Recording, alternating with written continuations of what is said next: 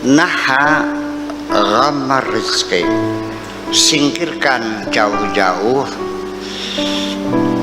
ya kecemasanmu mengenai rizki. Takut besok nggak makan, nanti uangnya dari mana, nanti anak-anak kita sekolah biayanya dari mana. Ngapain lu mikirin itu? Udah abaikan saja semuanya. Naha ghammar rizqi an qalbika, dari hatimu. Kosongkan hatimu, bersihkan hatimu. Jangan sibuk mikirin bagaimana nanti makannya dari mana, nanti kalau istri lahiran bagaimana, rumah sakitnya bagaimana. Nggak habis-habis. Udah, bersihkan dari hatimu itu. Wa qad ja'aka rizqu, nanti akan datang rizki kepadamu. Minallahi, dari Allah subhanahu wa ta'ala, min ghairi ta'abin, tanpa susah payah. Minka, dari kamu, wala ana, dan tidak usah bekerja keras lagi.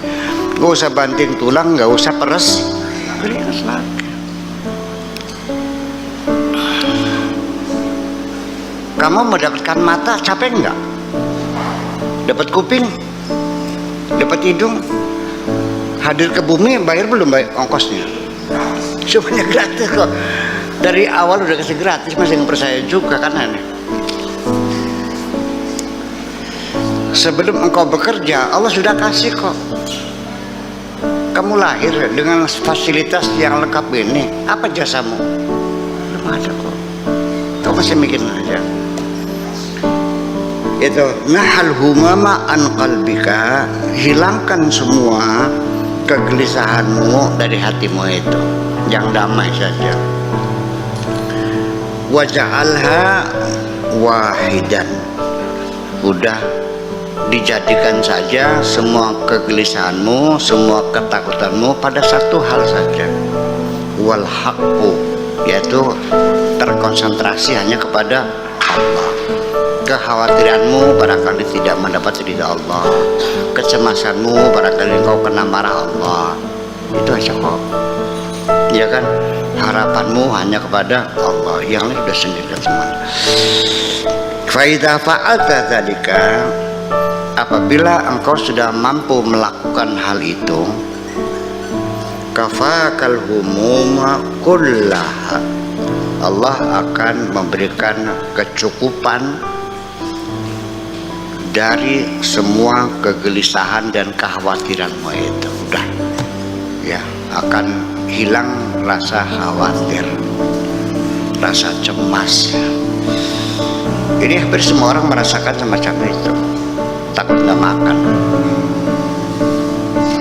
Pak Rahmat pernah nggak makan? Belum. Tapi masih takut kan besok? Ya kenapa? Belum pernah terbukti, sudah kau cemasi. Ini pertanyaan, Anda ingin melompat dari sungai kecil, sudah ancang-ancang, tapi sungainya belum kamu lihat. Kamu sudah mundur mau lompat di pagar, pagarnya belum terlihatan, bener nggak? Ya kan, menjadi aneh. Belum pernah tidak makan sehari, tapi masih khawatir juga. Ini kan ada permainan di situ, ada godaan. Hammuka ma ahammuka, ya, kecemasanmu itu adalah akibat dari keinginanmu. Jadi karena keinginan itulah maka muncul kecemasan. Kekecewaan itu muncul dari keinginanmu. Kalau engkau tidak punya keinginan, dari mana datang kekecewaan? Kekecewaan itu adalah karena ada keinginan, takut barangkali tidak tercapai. Kalau tidak tercapai, kamu sedih kan? Oke. Dari mana datangnya kekecewaanmu tidak jadi bupati? Berawal dari engkau pengen jadi. Kalau saya nggak pengen jadi bupati, nggak jadi, kecewa nggak? Jadi siapa yang kecewa? Punten.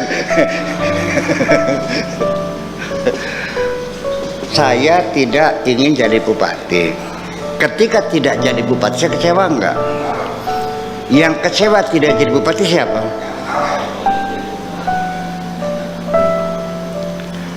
Orang itu miskin, dengan mata kasat dia nggak punya apa-apa. Tapi kenapa dia bahagia? Karena sejak awal dia nggak pernah pengen jadi orang kaya kok. Nah, siapa yang sengsara jadi orang miskin? Karena dalam pikirannya dia pengen jadi orang. Semakin banyak kau punya keinginan, semakin banyak penderitaan. Udah masuk? Iya. Ya, resiko dari keinginan. Iya. Gitu. Iya, maha punten banyak. Gitu. Seperti itu kira-kira lagi. Idza kana hammuka dunya, apabila keinginanmu urusan dunia, pengen kaya, pengen jabatan, pengen segala macam lah, pengen punya mobil, fa anta maha, maka engkau posisinya ya bersama dunia, ya berpihak kepada dunia. Wa idza kana hammuk al akhirah, apabila keinginanmu adalah akhirat, kamu kan berpihak kepada akhirat, akan lebih mengutamakan kepentingan akhirat. Kalau kamu yang dunia, ya akan mengepentingkan kepentingan dunia. Persaudaraan minggir demi dunia. Dengan saudara juga berantem kok, berebut warisan ke pengadilan. Ibu juga dilaporkan ke polisi. Ada nggak anak ibunya? Sudah nggak ada persaudaraan, nggak ada persahabatan, nggak ada kesetiaan, pokoknya duit. Orang yang tujuannya akhirat juga sama, dia akan mengalah. Ya udahlah, hanya 50.000, ya udah mengalah. Ya kan gitu. Kita beli barang, ternyata barangnya jelek, ya udahlah, ini barangnya jelek, beli lagi, uangnya nggak ada, sudah saya pakai, ya udahlah. Kalau nggak dituntut, itu kesalahannya. Itu yang membuat kita menjadi susah kan, karena keberpihakan kita, kan geng-geng semacam itu. Fa anta maha,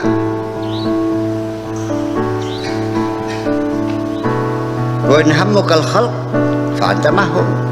Kalau keinginanmu ingin mendapatkan makhluk, artinya dalam bermasyarakat, ingin mendapat bala bantuan, tentara, pendukung, itu. Wa in kana hammuka al-haqqa azza wa jalla fa'tama. Kalau kamu ingin membangun kehidupan dunia yang banyak temannya, banyak pendukungnya, banyak yang membantu, kalau iyalah silakan. Kalau dia hanya ingin hamnya Allah saja, ya sama Allah. Nggak ada teman juga nggak apa-apa, sendirian kok, hidup kok, ya kan. Jadi artinya ketika kehilangan teman, nangis kamu ya kan. Aduh, siapa yang bantu? Nanti siapa yang menolong saya? Nanti kalau saya mati, yang ngubur siapa? Ya, nanti kalau saya tua yang nyabokin siapa? Kan begitu. Jadi selagi engkau masih bergantung kepada makhluk, selamanya Anda tetap akan merasa gelisah. Begitu, biarkan aku bersama Allah saja, selesai. Mari kita buktikan kan begitu. Saya kan pernah membuktikan sendiri, dan bukan katanya. Apa betul orang ngasih makan, masuk hutan, beras, uang, bawa pulang semuanya. Aku ingin buktikan uang ngasih makan makhluknya. Ternyata ngasih makan enggak, malah bisa ngasih makan orang banyak kok. Iya kan. Jadi ya artinya kembali bahwa itu tadi bicara dengan Pak Dikti juga seperti itu. Pada akhirnya depend on, tergantung pada keyakinan kita. Ini salah psikologis ya, yang disebut dengan self suggestion, mensugesti diri. Begitu engkau mendapat tugas tertentu, setelah dilihat, aduh, saya nih bakal bisa nggak ya, maksudnya sulit menjadinya.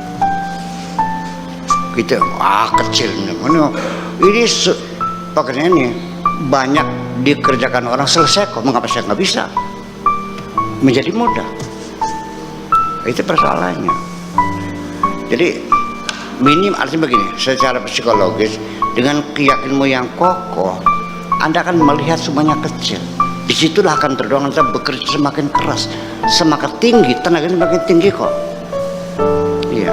Jadi makanya termasuk juga ketika berdoa, mesti yakin doaku dikabul, pasti dikabul. Kan begitu. Kalau nanti dikabul enggak ya? Kira-kira nih, dikabul enggak, dikabul ya enggak jadinya. Sampai mulut berbusa-busa nggak bakal dikabul.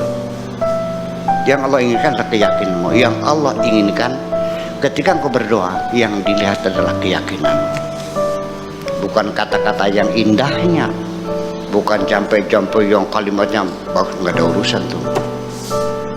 Iya, nggak perlu kalimat-kalimat yang indah kok, yang penting ada keyakinan.